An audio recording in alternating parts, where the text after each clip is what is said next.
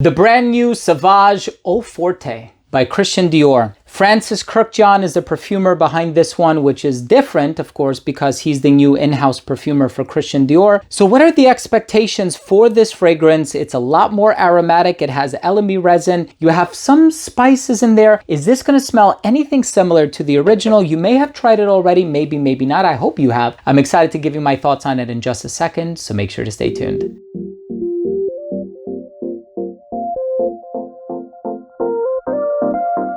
Now, before I begin today's episode and I give you my thoughts on Sauvage Eau Forte, this one is a brand new release, and of course it just came out, and I'm quite eager to give you my thoughts on it. And of course it's my scent of the day today, and I've spent a nice bit of time wearing it since I purchased it at Ulta. I'm gonna give you my thoughts on it, but before I dive into the review, I do wanna mention that if you're a fan of fragrance related content, and of course if you love smelling your best, hit subscribe, hit the bell, and please give this video a thumbs up for the algorithm. It would really mean a lot to me. So, Eau Forte, right? Of course, with the name, you're expecting this to be strong, you're expecting this to be powerful, you're expecting it to be dynamic. The original Dior Sauvage, Ambroxan, black pepper, Sichuan pepper, bergamot, it's very bright, almost metallic in the opening. With Francis Kurkdjian being the perfumer behind this one, we are expecting this one to be a very unique composition. Is that necessarily the case though? A lot of lavender and elemi resin, some woods and musk in the dry down. I'll tell you about the smell in just a second. Let's go ahead and start things off with a quick look at the presentation first.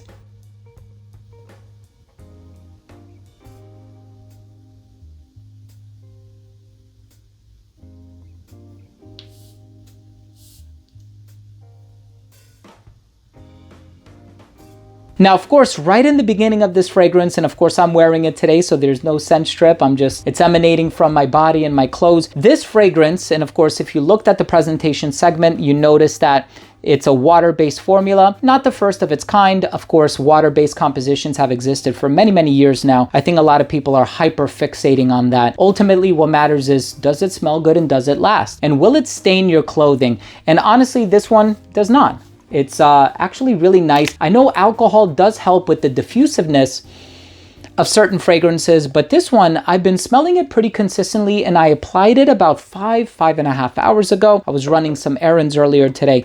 Anyway, the first thing you need to know is this smells nothing like the original Eau de Toilette of Dior Sauvage. Nothing like it. It's very different. Well, I'm not gonna say nothing like it, but it is a very strong deviation from the original Dior Sauvage. With this one, on the other hand, you are going to get this sort of a sharp, resinous vibe in the opening, and of course, elemi resin contributes to that. I initially encountered elemi resin when I tried Beloved for Men by Amouage. I don't think they make that anymore. And of course, Francis Kurkdjian has used elemi resin before, and I think a Guess fragrance, you know, the brand Guess. So I tried it and I was like, oh yeah, that's really interesting. Now this one, on the other hand, it has that aromatic appeal. So what that does is it keeps it modern, but this one is actually, dare I say, more professional smelling, more elegant smelling than the original Dior Sauvage. The original Dior Sauvage, it's a compliment getter. It's a bigger compliment getter than the Eau Forte, but I think it's more of like a casual grab and go type of a scent. I even know a lot of gentlemen that like to wear it to the gym when they're working out, be it cardiovascular activity or resistance training, whatever. This one, on the other hand, though, it's more professional. It's not as dressed up as Sauvage Elixir. Nothing's gonna top that, right? With the spices that are in there, the cardamom, the nutmeg, that is a phenomenal sort of a professional, you know, special occasion type of a scent. Eau Forte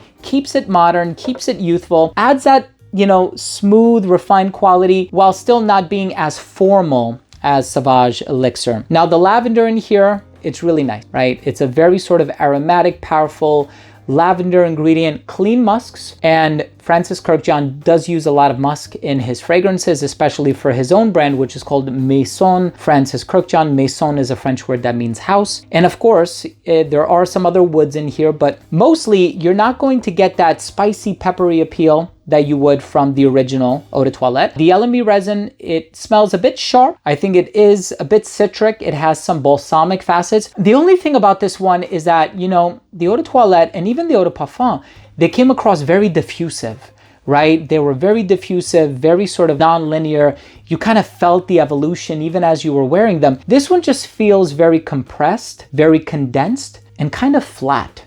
Now, for some people, if you like linear fragrances, it's not going to be an issue.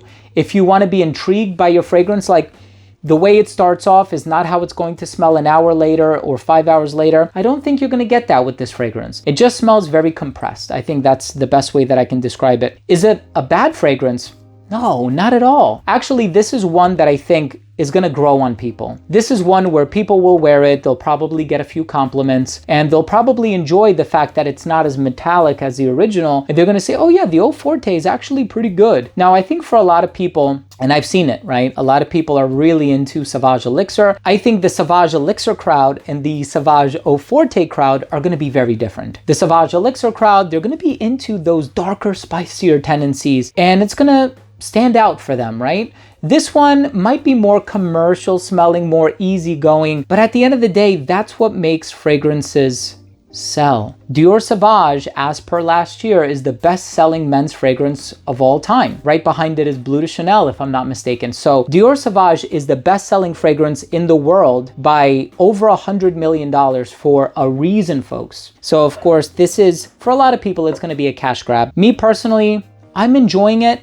I don't think it's the best that the brand has to offer. If somebody says, hey, just give me something modern and something that smells new and different, okay, check it out. If you want compliments, go with the Eau de Toilette. If you want something that's going to give you compliments, but it's also going to be long lasting, something not as loud, go with the Parfum. If you want something dressed up, if you're perhaps an older, sophisticated gentleman, go with the Elixir. So I think there's a time and a place and a consumer for every Sauvage flanker, and I think ultimately that's what the brand was thinking as well. Let's go ahead and finish things off with my overall assessment. So first up, in terms of the uniqueness and the overall smell, truth be told, it is unique. Now, when we're talking about Sauvage Eau de Parfum and the Parfum, those were like direct flankers, right? Like you can tell there's something in there that reminds you right away of Dior Sauvage and Francois Demachy, the in-house perfumer at the time. He kept everything sort of unified. This one is a deviation, new perfumer, Francis Crookjohn. It smells good. Longevity on this one is about 6 to 7 hours. Okay, so it falls a little behind or a little subpar of people's expectations as far as their performance is concerned. So it's not going to be the longest lasting fragrance on the market. And I think the projection for this one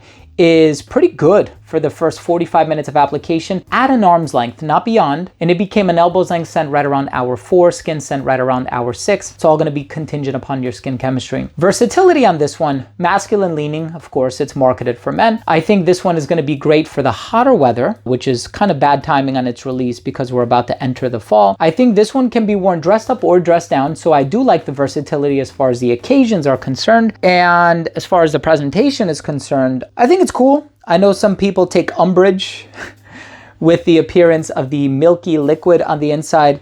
It's really not something to hyperfixate on. My final verdict on this fragrance is, it's a nice offering by Christian Dior. I'm enjoying it. It's not my favorite from the Sauvage collection, although I think there's a time and a place and a clientele for it. So try it for yourself. It's not bad. It smells good, right? It's a bit compressed, not the longest lasting Sauvage. I think also the biggest deterrent is probably going to be the price tag. So the big size is going to run you close to $200, which is kind of hard to pay for designer prices, but we see the price of everything going up, right? Anyway, have you tried this one? What are your thoughts? Thank you for watching my review of the brand new Sauvage Eau Forte by Christian Dior. If you do have any experience with this one, let me know what you think. Drop your comment down below. And if you took anything of value from today's episode, please don't forget to click subscribe, hit the bell, and give this video a thumbs up for the algorithm. Thanks again for watching. I love you all, and we'll see you tomorrow with a new episode. Bye.